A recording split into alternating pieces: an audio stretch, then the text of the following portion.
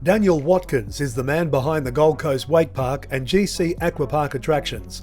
His former professional life as a World Champion Wakeboarder is a truly great Australian sports story.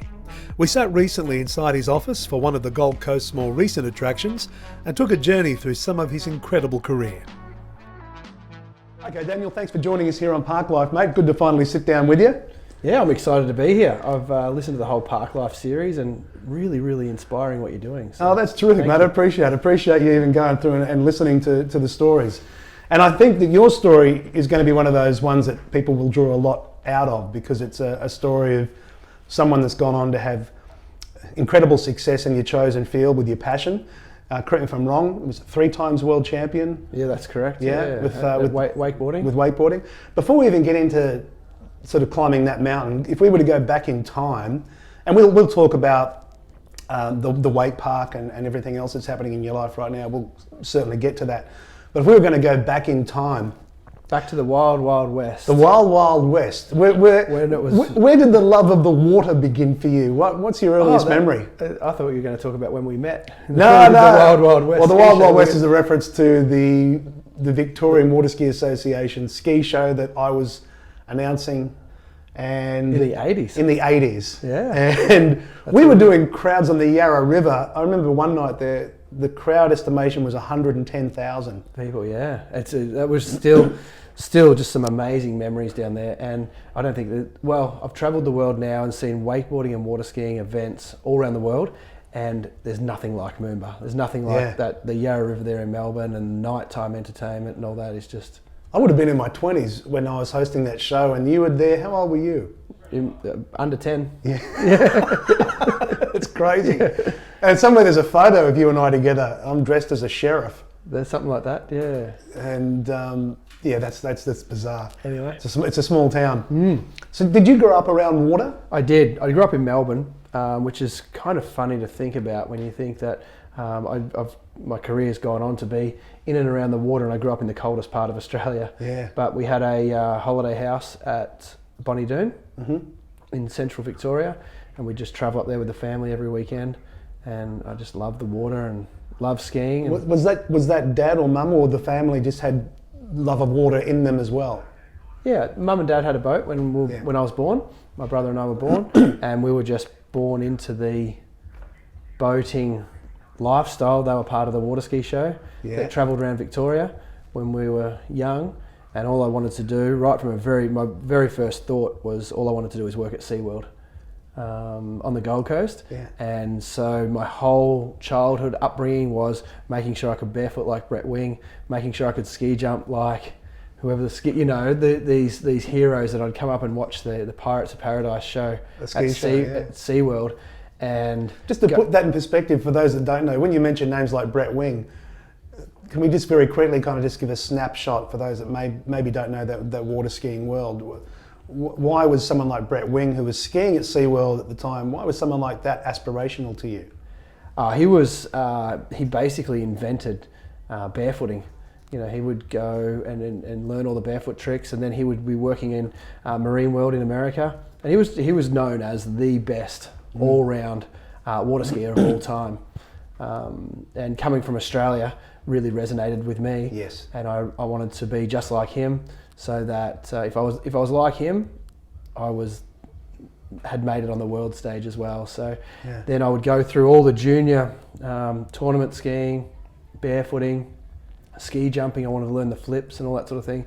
My parents actually, before I was 10 years old, funny story, that they wouldn't let me go off the ski jump until I was 10 because my bones hadn't developed yet. So I had to go and do trampolining, gymnastics, all that basic aerial sense and everything, which before I was 10, which actually gave me a lot of strength in my bones, grew my bones. So I haven't actually had any major injuries from wakeboarding. And when it came to wakeboarding, that's what wakeboarding is. It's gymnastics, trampolining on the water, all these flips and everything. So instantly, I had the aerial sense to be able to take that to behind the boat. If we were to go back in time, when you were starting out as a young guy, you're obviously, I guess you're doing the double ski stuff, right? And then Yep, that's slalom right. ski, single ski. Yep, through the slalom course. Yeah. You know, as a junior. Yeah. Learned how to, when I was 16, I learned how to barefoot jump. So barefoot jump is it's an 18-inch high, 4 foot long fiberglass ramp that you hit it barefooting. I jumped when I was 16. I jumped like 24 meters. I think the world record was 28 meters at the time. Wow. Was that recognised, like that kind of distance, or was that just you in training? That was recognised. Yeah, it was on the Maribyrnong River, right out the front of what's that race course? The Flemington race course. Yeah. Fantastic. Yeah, and that was the last time I jumped. The last day, I just sort of ticked that off the list and kept moving, because my big goal was to work at SeaWorld. And once I knew how to barefoot forwards, barefoot backwards, I knew that's what I wanted to show up to my very first ski show and be able to, the show director say, I want you to go out and do front barefoot. I want you to be able to do doubles. I want you to be able to do sky ski or wakeboard or whatever. And I went, yep, no worries. I can be put into any part of the whole ski show. Where does that kind of drive in a young guy come from, where you would say to yourself, okay, before I get to that audition and have my shot, I'm going to be in the best possible position to capitalise on that opportunity. I'm going to be a multi-threat. I can put any discipline you want on the water. Who's encouraging that drive in you? Is that just something you were self-generating? Who was having an impact on you? Who knows? You don't know? It's a great question. Matt Dance we grew up both in Victoria together, and he's a few years ahead of me as far as talent on the water and age, and he moved to, I was always like chasing him. He could always do the flips on the ski jump, and it was before wakeboarding, it was always on the single ski. He could always do these things, and I was like, I've got to be as good as Matt. I've got to be as good as Matt. So definitely he was one of the main, carrots, I guess, when I was really young. You had something to aspire to. The Dance family was a ski sort of institution in Melbourne too, weren't they? Absolutely. With Robert Dance and the whole family. Yeah. I think Matt's dad Robert, and his uncle towed me hundreds and hundreds of hours up and down the river at Carrum for sure. Yeah. In my younger days. Was that a good community of encouragement where people were sharing wisdoms and tips? It sounds like you were in a fertile. You had your tribe. It was a fantastic, and it was just like a tribe, exactly. It was a travelling water ski show, and we would go around. My parents were involved in it, and then because I was their son, and the kids would go along as well, and we would travel all over Victoria with the truck full of the pontoon and the skis and the flags and the costumes, and we'd set up for the weekend. It was just like the travelling circus, really. Yeah. And it was probably the best way to explain it is growing up in the circus. Yeah. It wasn't full time, it was just on weekends, but then there'd be working bees. We'd all get around and build the pontoon, or build the clown boat, or do these acts and learn how to make the ropes one weekend and all this. So it was definitely something that we dedicated. A big part of my upbringing was all about doing ski show stuff. Tell us about the SeaWorld opportunity, because it sounds like you had your eye on that was the peak of the mountain, and then suddenly you're there, and then obviously you go on to find other peaks on other mountains. But when you get to that SeaWorld audition day, do you remember that? Yeah, yep, I sure do. I was working. My parents, my dad in particular, said that I had to get a trade before I could go and be a water skier, because he thought, I'll be a water skier for 6 months, get injured, then what have I got to fall back on, type thing. And he couldn't. So I finished about the week that I finished my apprenticeship, Matt Dance was working in SeaWorld of Texas, and he knew that this is where I wanted to go. Yeah. And I remember I was crawling under a house, being an electrician, and my mobile phone rang, and it was Dan Stewart from SeaWorld of Texas. And he offered me a job. He said, "Hey, I've got an opening. I hear you want to work at SeaWorld. I've got an opening in California for you." And I was like, it was a dream come true. It was absolutely incredible, because being a young kid from Melbourne, thinking that I wanted to go to SeaWorld of the Gold Coast, and then all of a sudden here I am living in California, living on the beach, rollerblading was big then, not like it is now. Yeah. Rollerblading to work each day, and just living the dream. How old were you? I was 19. So you're 19 and now you find yourself in the States and you're in a theme park environment. Has the wakeboard turned up on the scene? Wakeboarding for me showed up in about 95 and 97 I moved to America. And by then you'd had a couple of years to cut your teeth on it. Yeah. And that was part of your, I guess, part of the tools that you had for that gig. Absolutely. Yeah. So the first year that I was at SeaWorld of California, all the SeaWorld parks, and this is when show skiing was really blowing up. There was 5 SeaWorld shows, there was a Marine World show, the show skiing was really big at the time. It's unfortunately it's not as big as it was now, not as big now as it was, but all the SeaWorld parks would put, there was a Nova, Lynn Novakovsky was the show director, and he was the one who invented doubles in Cypress Gardens. Could you describe for those that don't know the doubles routine? That's when there's a male skier on the skis with a harness around their body, and then so it leaves their 2 arms free, and then they do different lifts with the girl above their head, and that comes from ice skating. Of course, he was an ice skater, right? And then he brought that to the water at Cypress Gardens. But he's a bit of a legend. He's an absolute legend in the show ski realm.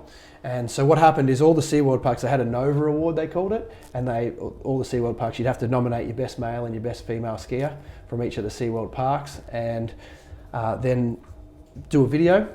Video gets sent to the headquarters in Orlando, and then they get to choose the best male and best female skier. From there was scholarships involved, there was you get a whole bunch of different stuff, and like you said earlier, I was just cutting my teeth and just thinking that I'm just a kid from Victoria. I wanted to go to the Gold Coast. Now I'm in America, my first year at a show, and not really knowing whether I was good enough, bad enough, indifferent, like just where do I sit? Didn't really know. So got to California and I was just able to do exactly what I wanted to do from when I was 10 years old. Go and do barefooting, go and do tower barefoot, go and do back barefoot, go and do ski jumping, go and do sky ski. Yep, no worries. Ended up to.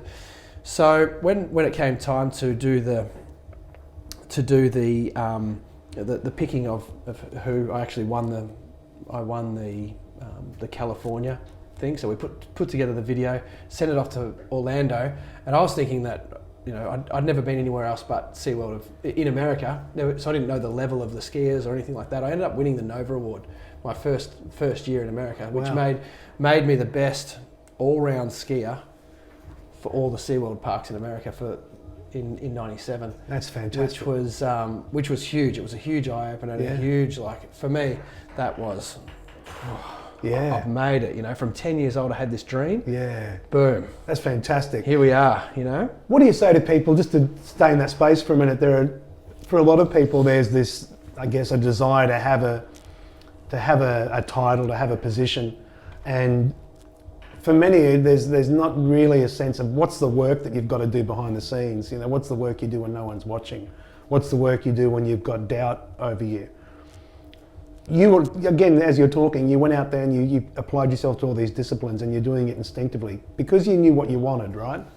Even though you said there's a bit of confusion about there, almost like a bit of maybe a little bit of imposter syndrome. You know, do I deserve to be here? Am I good enough? And then you take that award out, which is a great validation that you are worthy.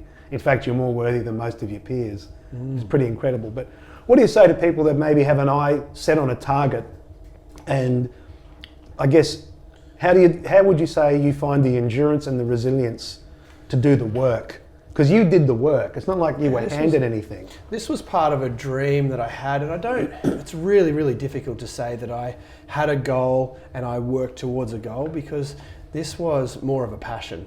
This was something that I feel like, for me, this was something that's chosen me. I didn't choose it. It was something inside me that was just, I needed to be the best at everything I touched. And whether it be whatever it was, I needed to win, you know? To the point where I would get upset when I didn't win and things weren't going right. And I feel like, you know, some people would say that that's, spoiled brat, little shit, something like that. But when I see that, I'm like, yes, that's the passion in somebody. When I see somebody getting angry at their sport or something like that, although it's you can take it to bad sportsmanship, but I think, yes, harness that energy and harness that energy in a good way. Every time that I would have a crash when I was skiing or doing anything, I'd take a hard fall, belt it around the face, get up. Right, I almost figured that out now. I've almost figured it out. I can do the next bit, I just need to, if I just kept my handle in, that really hurt, but if I just kept my handle in, so I'd call the boat back as quick as I could. Let's go again, one more time, I can get it this time, I can get it this time.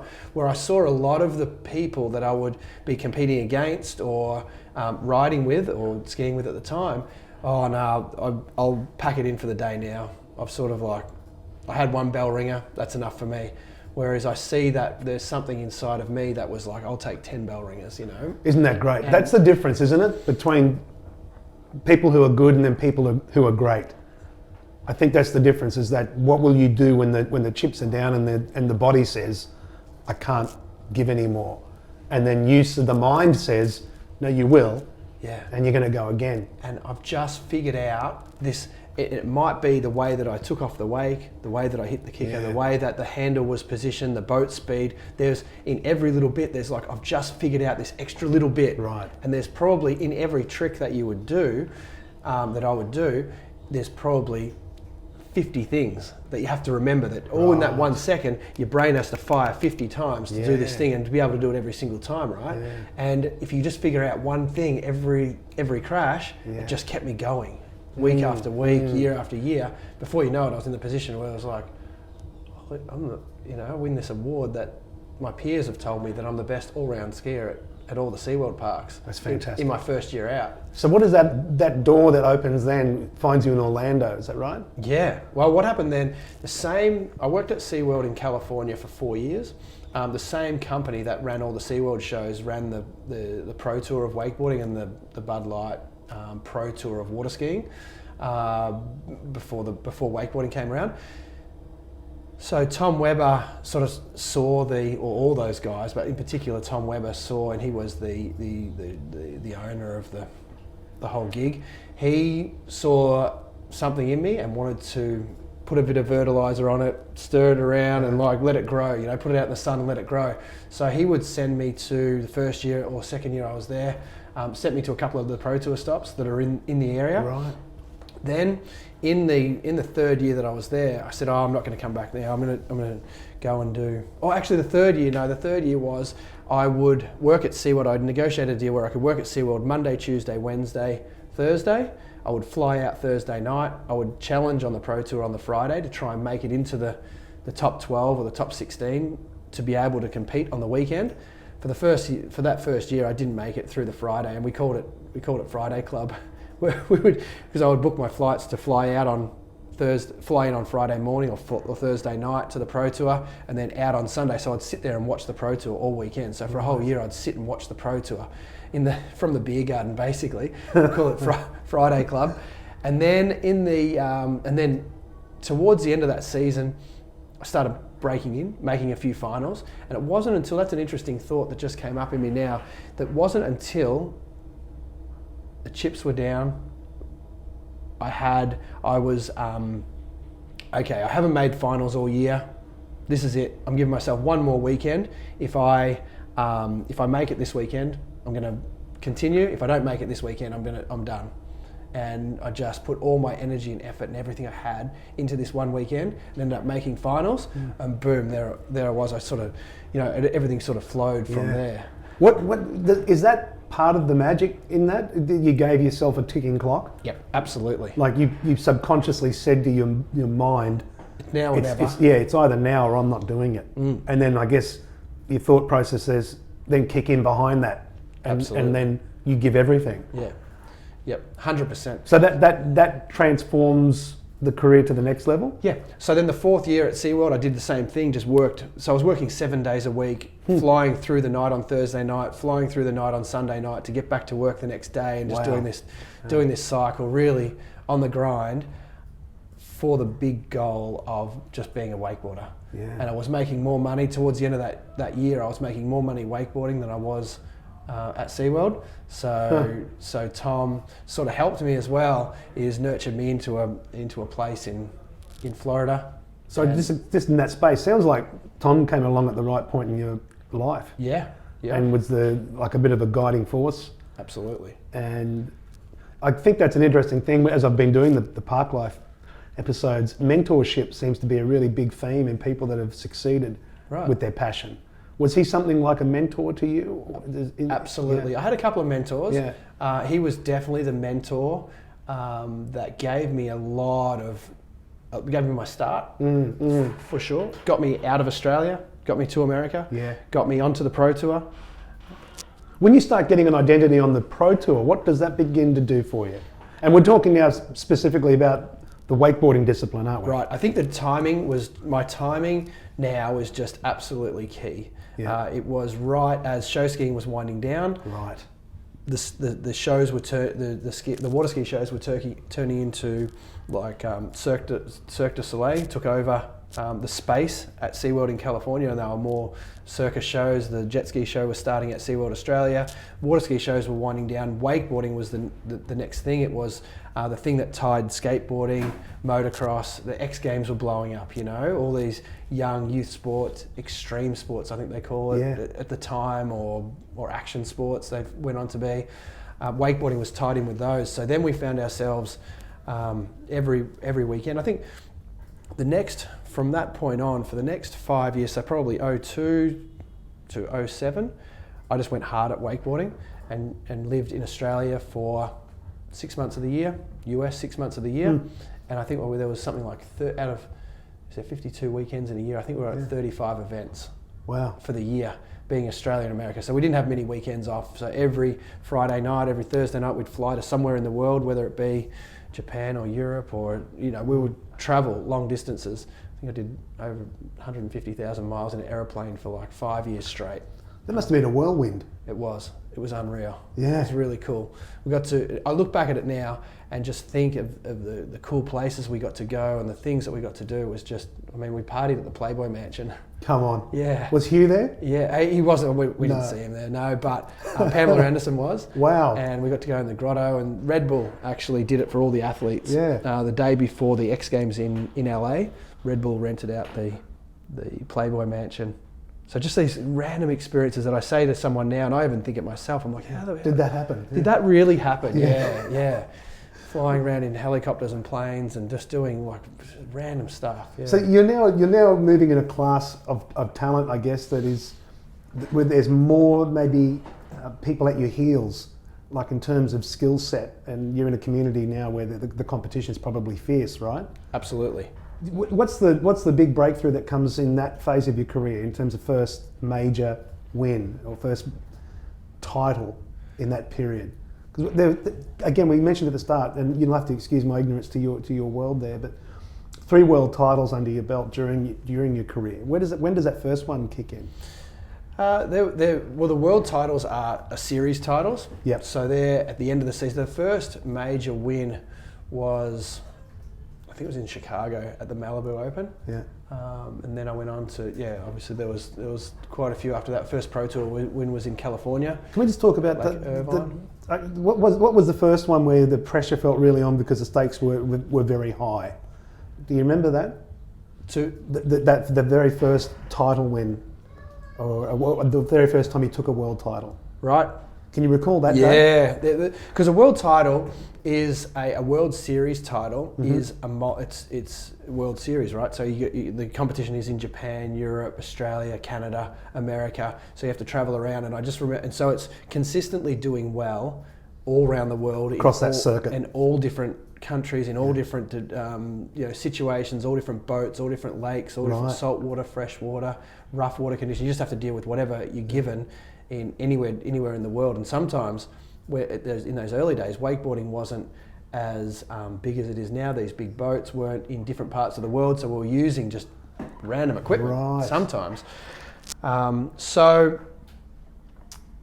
I remember, each year, obviously, it's just like the AFL or the NRL Grand Final. It comes down to the wire. It comes down to the last ride of the season when you've got to do well in your whole season.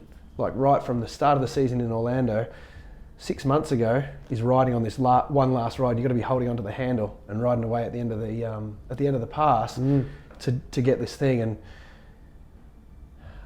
I didn't know much about breath work and breathing at the time, but I did this thing that was, it was just for me, and I would hold my breath before I rode. And I learned now that was slowing my brain down to be able to be present with what's happening. Excuse me. That was slowing my brain down to be present with where I am and what's happening, what I've got to do right now. Because the sport of wakeboarding and skiing wasn't overly big, and wakeboarding especially, we thought it was a fad. We never knew that that it would take and be part of the fabric of the sport. I didn't know that wakeboarding was going to be what it is today. Yeah. So we always thought and lived our life. We always thought and lived our life like wakeboarding was going to be over next year. This is this summer thing, and then next summer I'll be back on the tools being an electrician again. Wow. And it was fun while it lasted. So every day we lived like it was our last. We went to every party we could. There was no such thing as trainers or fitness regime or going to the gym. It was go to as many parties as you could, meet as many people, have the most amount of fun, stay up as late as you could, travel to many places as I could, make the most of this 6 months, because this might be the last 6 months that. But that's probably where the fire comes from, right? Because it's not a highly regulated yet industry in terms of that particular discipline. So you're kind of pioneering. And if you feel like it's temporary, you're going to give it everything because you know it could all finish tomorrow. That's exactly how we lived. So in some respects, that almost becomes a fire to drive your ambitions. That you talked about the importance of just getting present and putting yourself in the moment and getting out of the way of yourself, I guess. Was that something you consciously did on that particular day when you were aware of, I just got to get myself right here, control my breathing, get centered? Yeah. Yep, definitely. I didn't know. I've done a lot of breath work and a lot of conscious work post my wakeboarding career, but so I wasn't really aware of what was going on at the time. You couldn't call it something. I couldn't call it something, but definitely holding my breath, slowing my brain thoughts down, slowing my breathing down, just getting into my own body was definitely something I did, and holding my breath at the time wasn't something that I had to let everybody know about. Of course. While I was just putting my boots on, getting the handle right, getting into position, feeling good, ready to go, I was just silent, holding my breath, and until I was about to pass out. Then I'd take a deep breath and all right, I'm ready to go. I've blocked out the whole rest of the day. Now I'm here, I'm ready to go. Another thing what really was big for me and worked well for me was just having fun. And that's one thing that my mum really drilled into me, and I resonated with, was if I'm having fun, nothing else matters. Yeah. I'm winning. And I felt like the early years of wakeboarding and the realm that we're in really suited my style of being, because if it wasn't going to happen next year, we may need to make the most amount of fun out of it right now. Yeah. So let's just have the most amount of fun with whatever we're doing. Like if we're in France somewhere doing something, then let's quickly get the wakeboarding out the way so we can go and see Paris, because we might not be back here ever again, or we might be, that sort of thing. It's kind of a great way to live life, though. That whole idea of if today was my last day, what am I doing? Because you're living like for that 5 years. Yeah. How did you ever battle periods of self-doubt? Often people will wrestle with that, when you're left alone with yourself. It seems like you were so preoccupied with being driven to achieve that self-doubt couldn't creep in. Yeah. But did you ever have a period where you had to wrestle with those demons? No, I've been really lucky, I think, in that sense. There was the competitive side of the sport, but there was also a huge and arguably bigger side of what we did was the lifestyle.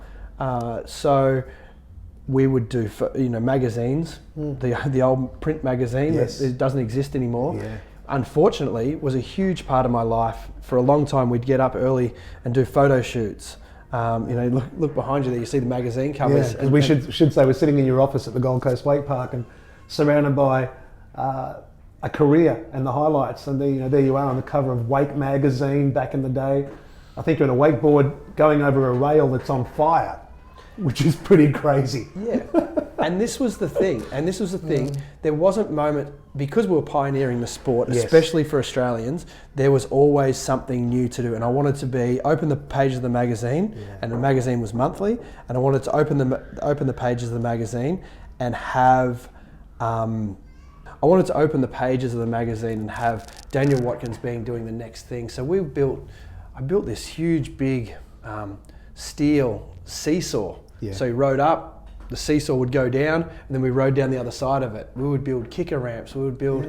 There was, Yarrawonga was a huge place for us, and riding in the old dead trees down there. It was a really, really cool location, and anything that hadn't ever been done before.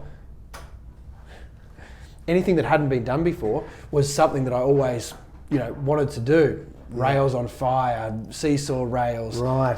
Shooting from the helicopter, being in wherever we were. So that was a huge driver for me. Just as much, probably even more of a driver than the winning the contests. Yeah. It was about the rails and that, but it's also about tricks. I mean, the first Australian to do a whirlybird. I don't think I can claim any of these, but it was the era. There was Brett Eisenhower, Josh Sanders, Greg Fowles, and myself. There was a bunch of us, but we'd all live in different parts of Australia, and we get on the phone. I can do a whirlybird. Oh, okay, right. This weekend I'm going to go and learn a whirlybird. Right. I can do. Well, I landed this weekend. Right. We'd go out, and then you would just be wanting to one up each other the whole time. Yeah. And because we were pioneering the sport, that was the exciting bit, right? Bit to be the first person in Australia to do anything. And there was one really defining moment when I actually broke down and cried, and thought to myself, right, I should take this seriously. I can actually make a living from this. This is my sport. This is what I choose now. And I landed the first one to land a double flip in Australia. It was was in Lake's Entrance down in the salt water, and I was at a clinic with Brett Eisenhower, and we were on an in-ground trampoline, and we're doing double flips on the in-ground trampoline. We're doing a clinic down there for these people. We're doing double flips the night before. I'm like, I think I can do this on the water. Wow. So the next day, we drove a double up, and what a double up is where the boat goes around, it drives back onto its own wakes, and the two wakes behind the boat converge and make a double the size wake. And I hit it, and I landed. I probably tried about 8, and I landed one that day. Wow. And I remember just cutting into the shore. There was only one other person. Parks Bonifay was the only person in the world that had ever landed a double behind the boat at the time. And I just cut onto the shore, and I remember just sitting on the beach with my head in my hands, and just crying, and just be like, I was really, really emotional. This was like, and the people who I was doing a clinic for, we were teaching them to wakeboard. These guys had never seen wakeboarding before. Yeah. And that's another funny point too, is that a lot of the time in those early days, people would say, what do you do? Oh, I wakeboard. And then I go, well, it's kind of like snowboarding behind the boat. Yeah, right. Because it was even that infancy, nobody even knew what it was. I don't mean to stop your flow, but I have to go back to that moment. When that moment happened, and you haven't talked about any other moment being that, I guess, that was heavy for sure. Yeah, visceral for you. When you stuck that, what made that so emotional? What made that trick so emotional? Was it because you knew there's only one other guy in the world? Yeah, that was definitely a double flip behind a boat. That hadn't been done in Australia on this. Brett Wing couldn't do that. If I go back to those, those days of the idols and the heroes that I had growing up, this was something that had surpassed everybody of my era that I sort of looked up to. I sound like a bit of a no, not at all. But I don't want to sound like that. But that was not how it sounds. Yeah. That was the feeling that I had was I've made it. I'm actually I looked at myself as one of these. Put myself on top of the podium now, rather than the kid that's trying to always trying to learn, trying to do this, trying to be the best. I'm actually. I can sit here comfortably with my chest up, head up proud, saying, I can hang with these guys, I'm one of the best now. You know, I see that less as you needing to apologise for maybe sounding like it's ego. It's the actual opposite to me. I hear that story and think it sounds like a complete story of humility. You publicly wept and that's not someone running on ego, that's someone running on truth. Yeah. And I can actually feel the emotion now. I bet I can see it in your eyes when I look at you.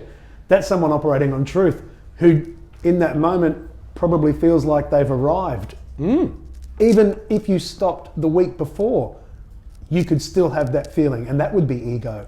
But you still have this thing in you that unconsciously is saying, I'm not quite there. But on that day, I was there. You were consciously aware, I know that puts me there.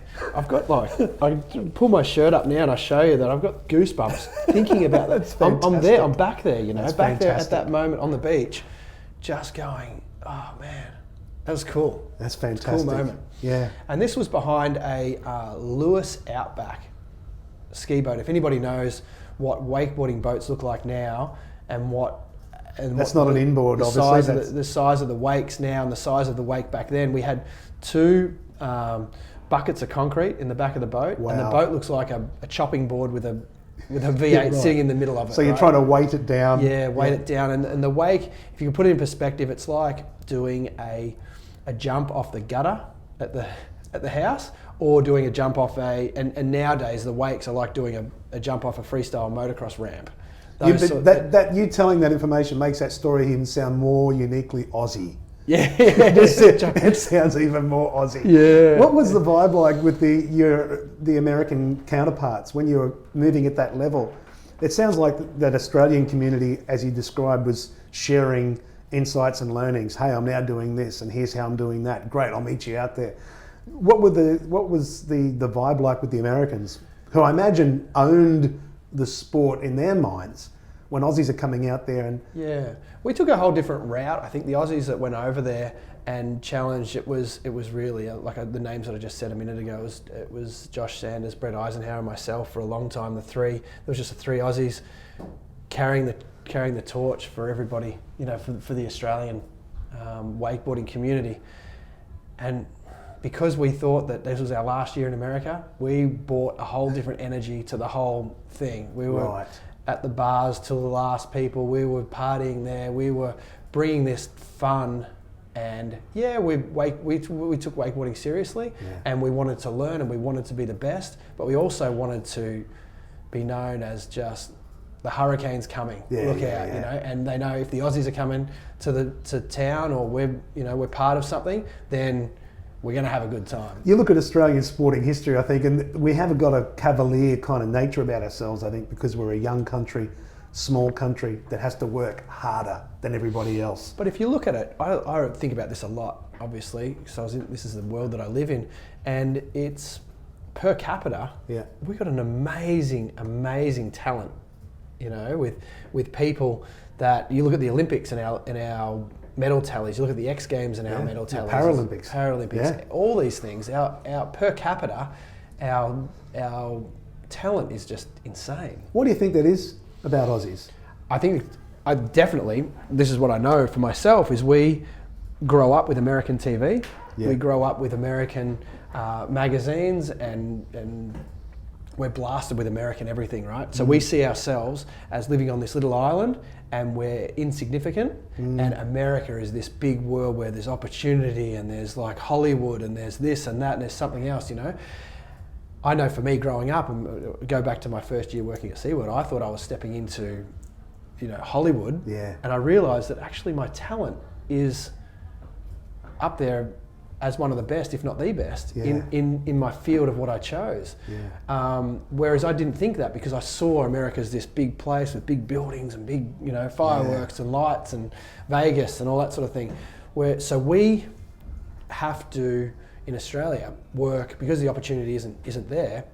There's no relaxing armchairs, there's no cruisy ride, there's no dad paid, you know, I was sponsored by dad's credit card on the way in, or anything like that. It's like work really, really, really hard and prove yourself. And when we go to America, we don't have mum and dad chaperoning us. We don't have the the house on the lake in America. We had to go there and we had to beg, borrow, steal, be nice to everybody that we, not that being nice is a bad thing, but we had to be overly nice. Whereas I saw a lot of the people that I competed against didn't have to work that hard. They still worked hard at what they did, but they have no idea what it takes for someone to move from a little island to America, set up a house by yourself with a different culture, a different way of even, you know, paying taxes is different in America. Of course. The whole thing is different, right? Yeah. And so we have to learn that just as much as everything else. Yeah.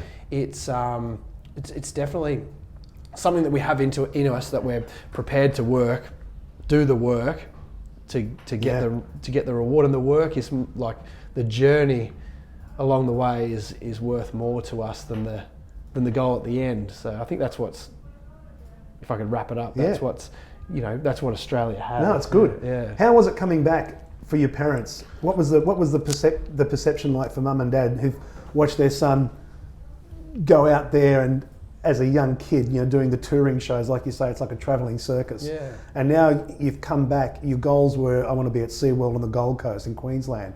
And then suddenly, well, you're in the United States and now you're touring, and now there's world titles coming your way, the cover of magazines, and you're breaking new ground with new tricks. When you come back, what's the simple nature of the relationship with mum and dad? Can you recall how they were when it was starting to happen for you? It's pride. Yeah. You know, it's absolute 100% pride and disbelief. I think disbelief for the whole family. Right. Would be a good way to wrap it up, because we didn't think, mum and dad both made me do an apprenticeship because they didn't think that this skiing thing was real and we couldn't make a living from it. It was a weekend, it was something fun that we did on weekends, not something that you make a living from. And to know that, it's been 20 whatever, it's been a long time since I finished my electrical apprenticeship. I haven't picked up a pair of pliers or a screwdriver since.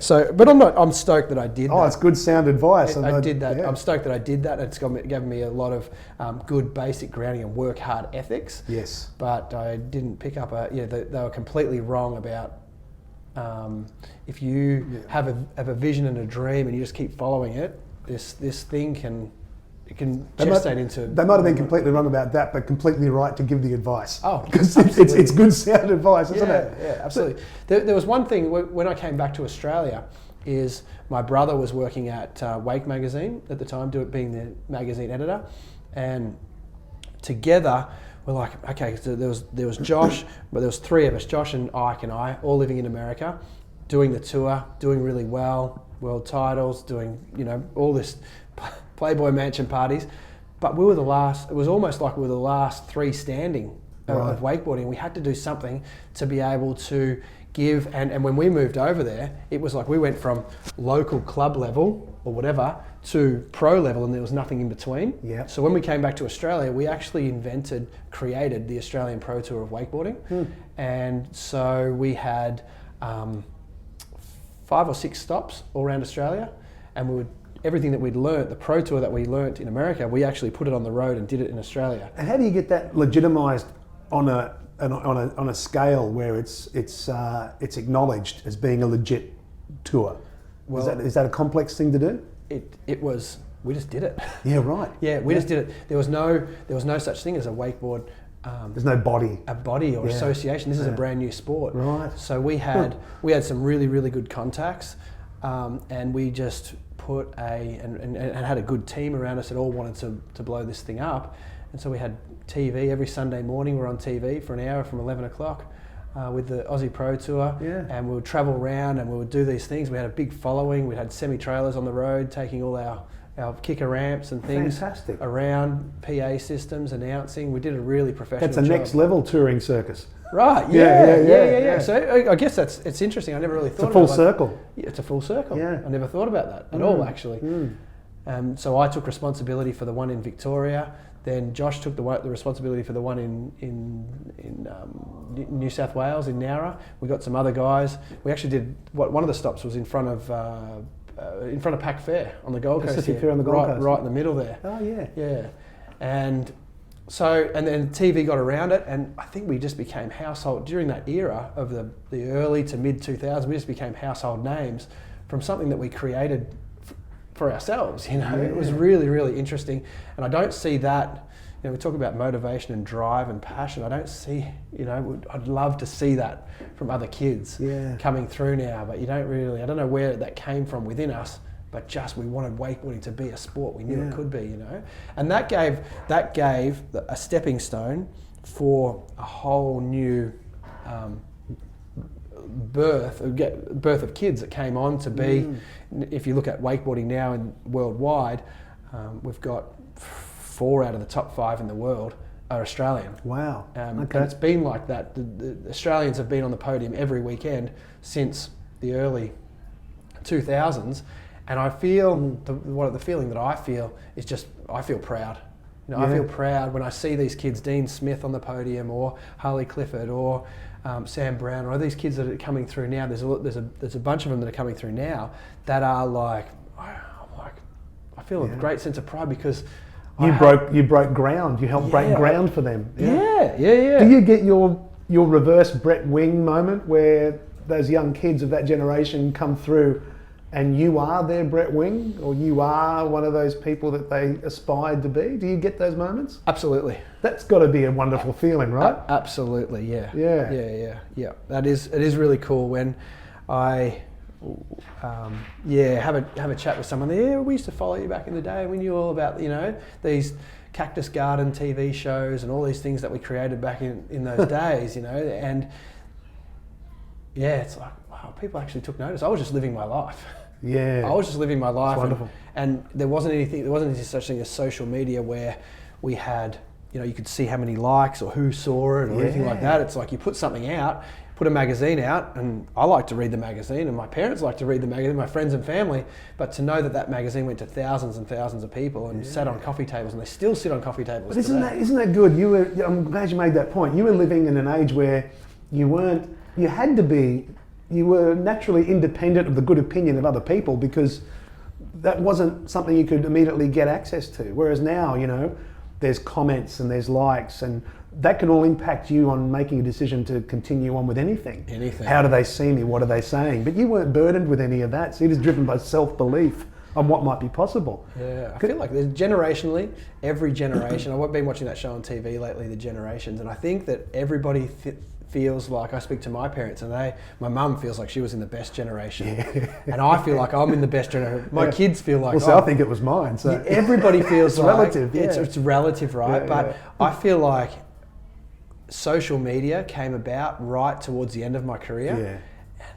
Man, I had so much fun. It's a good thing it came toward the end, so there wasn't clips from the Playboy Mansion and the parties over in Paris, because it could have. You could be on magazine covers then for very different reasons. I'd be. Hey, can I just ask? There's obviously an entrepreneurial spirit in you. You talk about putting the tour program together around the country. We're sitting in your office at the Gold Coast Wake Park, which is a relatively new attraction on the east coast of Australia, where this is the home of theme parks and park entertainment. So it's no small feat to have achieved that. But where do you think, before we get to that point, where does that entrepreneurial spirit come in? Because there's almost like two parts of your career. There's the sport aspect of directly being in the sport and pioneering it, and then the second phase seems to be the entrepreneur, the guy that's got more of a business focus now.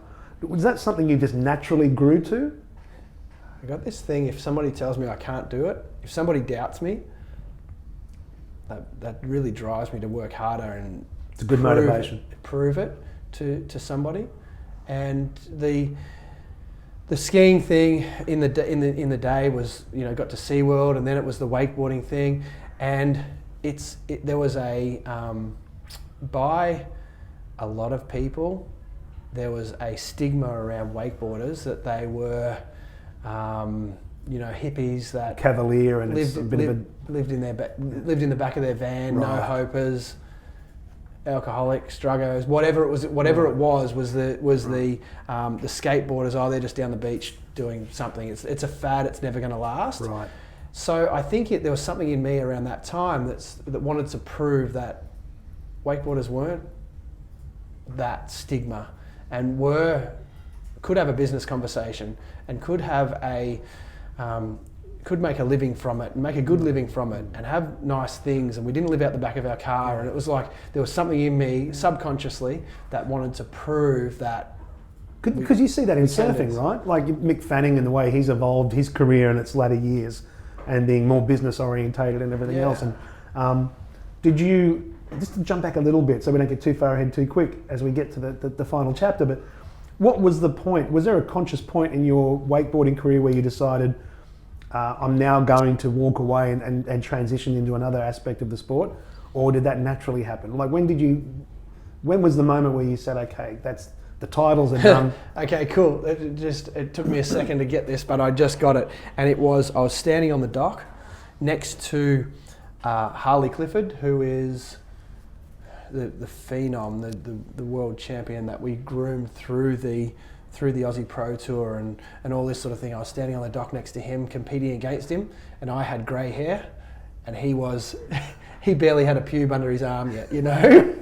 And I was like, yeah, when these 15, 16-year-old kids are beating us, and are beating me, and I've got grey hair, I felt like I was grandpa on the dock, and I felt, this is probably not me anymore, you know. Interesting you had that moment. So no one had to tap you on the shoulder and go, hey, Dan, come on. No. You kind of knew. And if I probably had my time again now, I think it's really cool that somebody with grey hair, and my hair went grey when I was young. I was 30 with grey hair. Yeah, right. And that was right around the time, 29 or 30, I think was my last Pro Tour event that I rode in, and it was that moment that I'm like, and I found myself wearing hats a lot, and then wear my hat to my helmet, you know, and I was really embarrassed about getting older. Yeah. My body didn't feel it. I felt like I could still do all the stuff. Don't tell me you were the guy putting his hat on backwards too. Like, yeah. Are you doing that as well? Yeah, of course. Hey, look, guys, I got my hat on backwards. Yeah. Yeah, okay. So you were aware that you were doing that. Yeah, I was. Yeah, and I thought, this is not me. You know, I can go out gracefully. And the good part about the sport of wakeboarding is you don't have to be, like, my career was 40%, and this is my whole career, was 40% competitions and 60% lifestyle. And it's all about, you know, being a good person. Going out and teaching somebody in the boat was just as valuable as it was to all my sponsors and everybody, as it was winning a contest. Because if I go out and teach someone how to wakeboard and I give them a really good experience, then they're going to want to buy the same vest that I was wearing, the board that I rode, the boat that I was using. So that was valuable to my sponsors, and I understood that. Yeah. I understood the business behind sponsorship really well. So it wasn't just I got free stuff so I could look really cool. It was I got free stuff so I'm a salesman for this brand.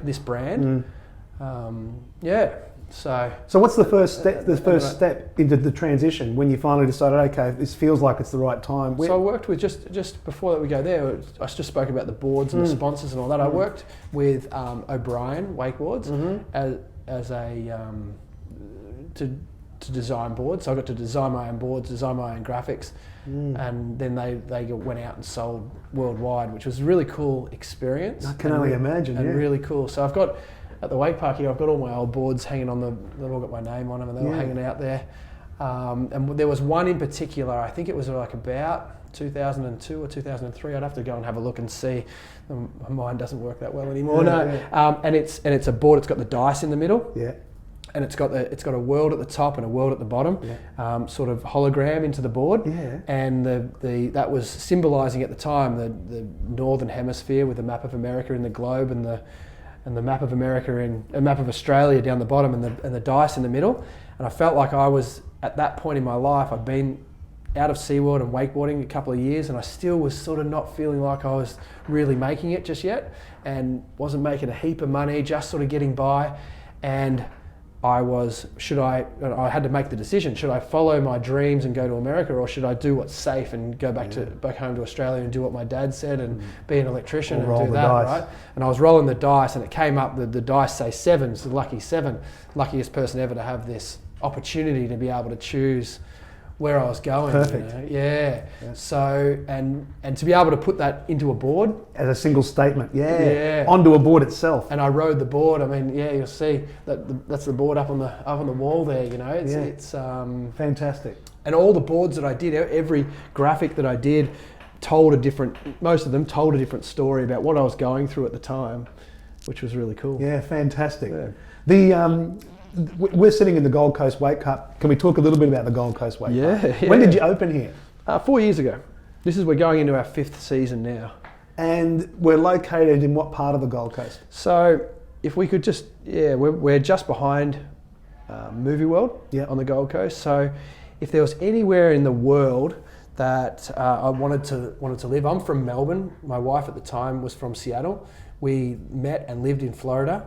So the Gold Coast wasn't even on our radar at all. We came here for a holiday one time, and I thought, this is where I want to live. Yeah. I just loved it. Everywhere in the world that I've ever been, the Gold Coast has everything. It's got the mountains, it's got the beach, it's got the lifestyle, everybody's chill and relaxed. Back then it didn't have a lot of traffic. Unfortunately, the traffic has grown now, but it had all the elements of a place where I wanted to live, and the climate is beautiful. Had beautiful rivers, so I could wakeboard and practice on the Tweed River and Coomera and the Nerang rivers and stuff like that. So I was just like, this is the place where I want to be. Was the idea of the wake park or cable ski infrastructure, was that always something that was in the back of your mind when you got to that stage of your career where you were thinking about the next? So I started to answer quickly. I started a business with my brother called ProWake, and we sold boats. We imported Tiger boats, which I was sponsored by at the time. So I was still living in America, and my brother was living back on the Gold Coast, and we were importing Tiger boats, and we'll distribute them all around Australia. And I just sort of thought to myself, the whole boat thing, we're having the boats are getting bigger and bigger. There was issues around the worldwide about erosion and lakes and waterways, and there's lots of trouble. The boats are getting really, really expensive. I'm like, something's not fitting with me at the minute, and wakeboarding's not becoming as accessible as it needs to be or it should be. So wake parks was to me the obvious choice. It's more like a skate park where you rock up, you can get a membership or you pay your money. You don't have to have a boat, you don't have to have boat fuel, you don't have to have it, you don't have to have a crew to go with you. You can just rock up by yourself. It's environmentally friendly. It's got so many benefits that we can from a wake park. And so then I started going down that path of this is what I think I want to do. Where's the best place in the world? The Gold Coast. It's a theme capital of the world. We've got Movie World, Wet and Wild, Dream World, Whitewater World, all the theme parks right here. So how perfect would it be to have a wakeboard park right in the belt? It's an amazing thing to have that attraction here on the same part of the country where the park that first inspired you, SeaWorld, is literally a 40-minute drive from here. Unbelievable. If it's that, and you're part of the fabric of that tourism capital now. Yeah. What brings you the most joy with this kind of work? Joy, seeing kids' faces. Yeah. The wake park obviously took me a long time to build. I looked at 2 other locations before I found this one, and then I had to go through the whole council process, using my own money, using just resources, and it was a long process. We were 2.5, 3 years in with still a maybe from the council and hundreds of thousands of dollars. Wow. And then we finally got the approval, then 12 months to build, and then we're up and running. The interesting one, there's one interesting one before we get on to what you just asked, is the opening weekend. So I'd been through 8 years of planning. We'd been through 3 years of actual, hardcore amazing council planning. We've been through the 12 months of this was all within the 8 years, 12 months of construction. We had the media planned for the launch on a Saturday, and on the Thursday we'd had sort of like a bit of a soft opening the month before, just to test the cables, to test the systems, all that sort of thing. Then so the council came out. We just had to do things like the final, put the tape on for the disabled on the stairs, and do just little bits and pieces to get the final tick of approval from the council before we were allowed to open. The final check off, and the final check off came on Tuesday. whenever it was, a Tuesday, and we had the mayor booked to come out here on the Saturday to cut the tape and do the whole thing. We had the sunrise program ready to come out here, and it was going to blow up. On the Thursday, the rains came and we got washed away. Wow. There was a 6 metre deep hole washed away in the driveway. It took us it cost about $1 million, and it took us about 6 months to reopen from our opening day. So this is 8 years of dreams and wanting this thing so bad that spending the money, getting it funded, getting all the bits and pieces together to open this place. Getting out, we had our first members, we had a membership drive going, and then to be washed away 2 days before opening day. And I mean, we had all of our helmets. We had 200 helmets in our rental shed, all floating down the Coomera River. We had the beautiful trees and the turf grass all floating down the river, all of our obstacles and jumps that we just spent so much time anchoring and getting right, all down. One of them ended up at Coomera Marine Centre, which is like 15, 20 Ks from here by water. That story alone, if you go back to that moment where you talked about getting a smack on the head and trying to learn that trick and then quickly saying, take the boat around again, I'm going to go again. Even though I'm hurting, I'm going to go again. And then you're talking about some people would take that hit and go, you know what, I think I'm out. This is another example of that same thinking in you, I think, at another level. Only now I got all my finances in this. I got big stakes. I got people that are counting on me. I got employees. I got money, capital in all of this, and it's literally washed away. It's literally washed away. Literally. And you can make a decision then to go, you know what, 8 years, 2 years of pre-planning, I think I'm out. I'm not meant to do this. But you don't do that. Again, you don't do that. And then how long does it take you to rebuild, to get back and reopen? Yeah, it was months. We were back in the trenches for a few months. What kept me going at that point, I mean, I was here the next morning, first thing. I actually stayed overnight and watched the flood happen. We ended up on a little island out here, and watching my dream float down the creek is pretty heart-wrenching. And then to go the next day, I mean, in the corner of the lake, we could walk across the lake with all the debris that had built up there. I got photos of it. It was That's terrible. And there was a 6 metre hole in the road, like deep hole, this big, the road that we just spent so much money on had just literally just washed away. Anyway, so the next day, I've got a good group of friends, great community here on the Gold Coast. The next day, there was just wheelbarrows and shovels and rakes and picks and just people just rolling in the door. There was probably I reckon, because there's a lot of people obviously excited about this project and this having a wake park on the Gold Coast. The community was really stoked about it. And the next day there was people coming in with their trucks and their diggers and their rakes and shovels just to help clean up. Yeah. And that still gives me goosebumps to this day to know that I built this place that random people I don't even know, I've never met before, think that much of. The idea of it. It wasn't me personally, it was the idea of this place that they wanted to come out and help us get back on our feet. And it's interesting, I talk to people now, like I go to different people now, oh, you got washed away with it's just iconic. Everybody knows that we opened, we got washed away. We got washed away with the flood.